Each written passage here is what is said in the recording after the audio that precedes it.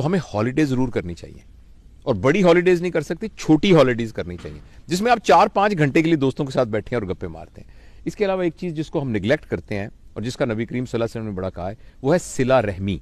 सिला रहमी का मतलब होता है अपने रिश्तेदारों से ताल्लुक़। यानी गांव में हमारे अजीज रिश्तेदार रहते हैं, शहर में रिश्ते थे, हमें कम से कम 15 दिन बाद, महीने बाद उनके पास जाना चाहिए, उनसे मिलना चाहिए, उनकी खैर खबर लेनी चाहिए। तो मैं बस अपनी बात को ख़त्म करने से पहले एक छोटा सा आपको वाक़या सुनाता हूँ। मैं कोशिश करता हूँ कि 8-10 मिनट से लंबी बात ना हो ताकि लोग उसको सुन सकें, लेकिन ये बड़ा एक शानदार मैं इस्लामाबाद गया इम्तिहान लेने के लिए, FCPS का इम्तिहान लेने के लिए। वहाँ इस्लामाबाद होटल में मैं ठहरा।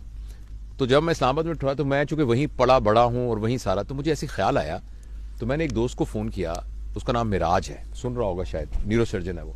मैंने कहा यार माजे में आया हूँ इधर, तो किधर है तू? तो कहता तुम कहाँ ठहरे हो? मैं कहा मैं इधर हूँ जो इस्लामाबाद होटल में जिसका नाम है हॉलीडे है। तो वो कहने लगा कि ले, मैं तो उसके सामने सड़क से गुजर रहा हूँ, कौन सा कमरा है तुम्हारा? मैंने बताया, कहता मैं आ रहा हूँ। अच्छा वो आ गया। अच्छा इतने में ना उसने कहा यार इसके साथ ही महबूब अलाई रहता है, वो खबरें में काम करता था खबर, तो वहाँ कोई एडिटर शेडिटर था, तो उसने कहा मैं उसको भी बुला लेता हूँ। वो महबूब अलाई भी आ गया। उसके बाद हमारा एक और दोस्त था, तो उसने उसको फ़ोन किया, वो भी आ गया, तनवीर जफ़र, वो आजकल अमेरिका में है, वो भी आ गया। हम चारों जब बैठे ना तो हमने गप्पे मारनी शुरू कर दी, और मेरा जाने का टाइम था जहाज़ का।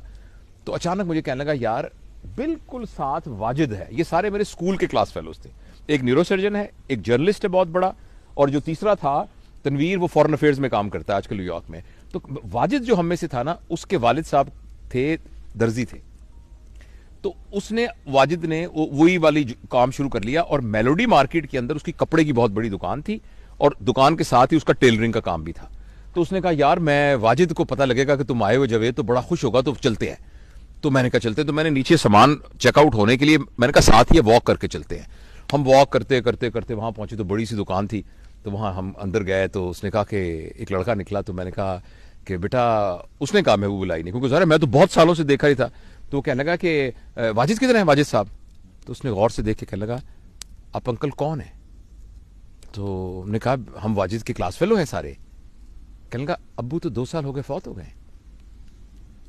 एकदम मैं तो शौक में हो गया, और महबूब अलाई रोने लग गया, ऐसे करके रोने लग गया। उसने कहा यार तू तो यहां नहीं रहता, मैं तो यहां साथ के मोहल्ले में रहता हूं, और मुझे पता भी नहीं मेरा क्लास फेलो 2 साल हो गए फौत हो गया।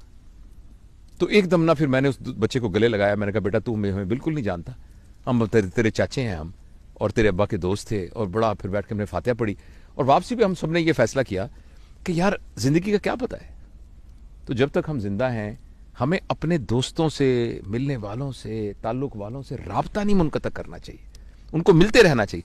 कई लोगों से हम इसलिए नहीं मिलते कि उनसे हमारे ख्यालात नहीं मिलते, या जी उनसे फलानी लड़ाई हो गई थी, फलानी हमारी शादी में वो नहीं आया था, फलाने। ये इतनी छोटी छोटी बातें हैं कि इनको दरगुजर करना चाहिए, और अपने प्यारों से, रिश्तेदारों से मिलना चाहिए, और लेजर टाइम। और जिस तरह हम देखें, ये अहमद साहब हैं जनाब, डॉक्टर अहमद साहब, और सारे हमारे पूरी फैमिली यहाँ बैठी हुई है, और हम इंजॉय कर रहे हैं इस लेजर टाइम को। Thank you.